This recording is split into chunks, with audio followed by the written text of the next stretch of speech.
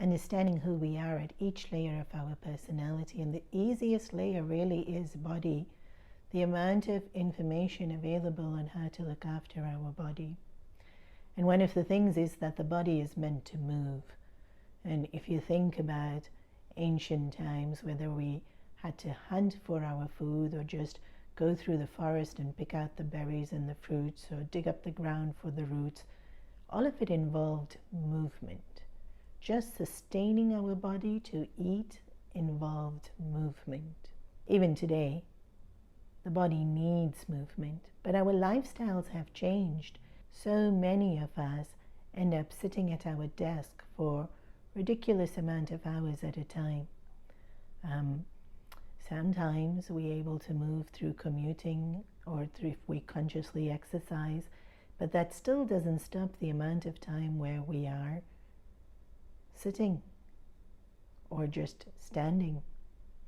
And so, since the body is meant to move, then some articles will talk about put a timer and make sure once in an hour you move, even if it's getting up from your desk and going and grabbing some water and coming back, or just a few simple stretches. And even that feels like a chore sometimes, to remember to stretch. We've spoken about how doing things to nurture ourselves and to make sure that we are working at optimum capacity is one way of loving ourselves. And when we love a child as a parent or as a teacher, we have this concept of building them up for success. So when a child has less coordination in how to hold things and maneuver things, we give them big equipment to use. Like we give them a big ball and a big spoon, and we get them to pick up that ball with the spoon. And so it's a task where we're building them up for success, means we're giving them what they need so that they will do well. Because when we make it hard for a child to succeed, naturally they're going to be disappointed, they're going to be discouraged, they're not going to want to do, then they're going to feel bad about themselves or bad about the activity and dislike the activity, and then not want to do the activity because it makes them feel like they're not good enough and they haven't done it quite right. And in the world of teaching, we've understood this, set them up for success.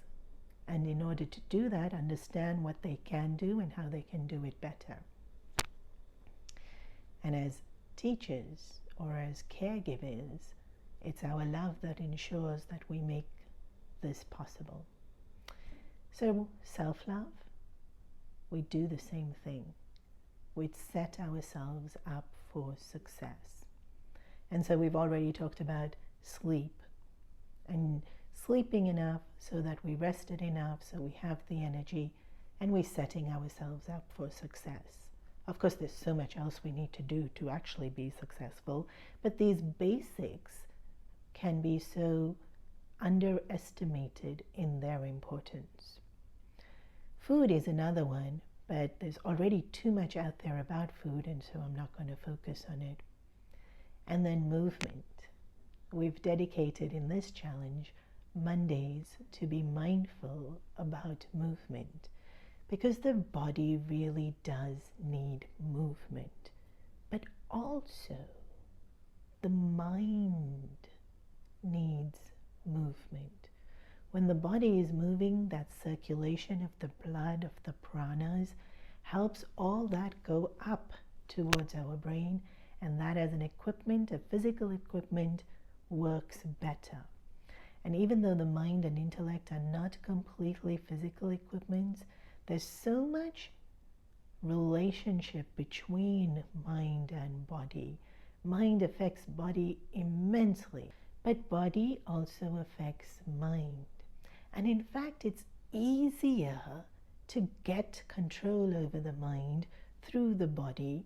And so sometimes, even though it seems like such an incredible chore to remember to do it or to make time to do it, when we appreciate how much it's going to lift our potential and our capacity and our sense of well-being, which then makes us feel so much better about ourselves and how we're doing things and how we're coping with things, and just a very overall increase in value, then we will make the effort. And the effort's not huge physically. The effort is just remembering and scheduling it in, because it can just be exercises that you do at the desk. And so even if you're too busy to go to the gym, you can still have some movement wherever you are. Even if you are going to the gym, then to intersperse it throughout the day to make it more consistent, because really the more we move, the better we feel. And so we're giving you some suggestions that are easily available on the internet of exercises you can do at the desk, whether it's just gym stretches or yoga stretches, it doesn't matter. And actually we're intelligent and intuitive, and so we ourselves can know how to move and how to stretch to be able to make ourselves feel better. We know so much. We understand it. It's about actually doing it.